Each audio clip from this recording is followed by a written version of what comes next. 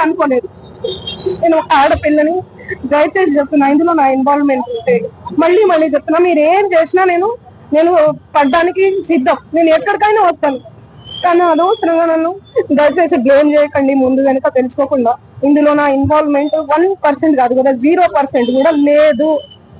ఆయన just famous అవ్వడం కోసమే నాతో మాట్లాడాడు కూడా, నువ్వు వస్తేనే నేను మాట్లాడతాను అని చెప్పి. ప్రతి ఒక్కరిని కూడా ఆయన అట్లనే అప్రోచ్ అవుతున్నారు, సెలబ్రిటీస్ ని.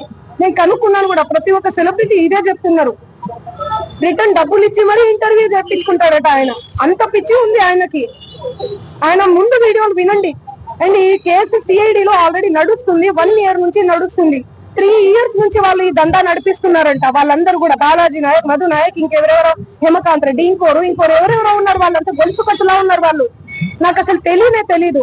అన్యం పుణ్యం ఎరగని మమ్మల్ని, నన్ను, నా ఫ్యామిలీని దయచేసి రోడ్డు కేసి మీడియా మిత్రులారా, నేను మళ్ళీ చెప్తున్నాను, న్యాయం ఎవరి వైపు ఉంటే వాళ్ళ వైపు ఉండండి. దయచేసి మీడియా అంటేనే నాకు చాలా గౌరవం, నిఖార్సైన మీడియా.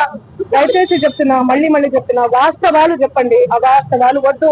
సడన్ గా ఇట్లా ఏం తెలియకుండా ఎవరో వచ్చి నా మీద అలిగేషన్స్ వేస్తే దయచేసి మీరు పెట్టుకోకండి. ఎందుకంటే నేను ఒక ఆడబిడ్డని, గిరిజన ఆడబిడ్డని. ఎవరెవరో పడనోళ్ళు మా ప్రోగ్రామ్ కి రాలేదు, అంత బలుప, అంత ఓవరాక్షన్, ఏమేమో ఉంటాయి. వాళ్ళు వచ్చి పడదు అని చెప్పి ఏదేదో మాట్లాడుతుంటారు.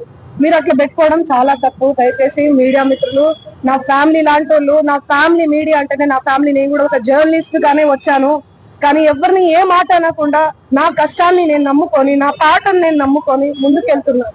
నా మీద పార్టీ ముద్ర వేసిన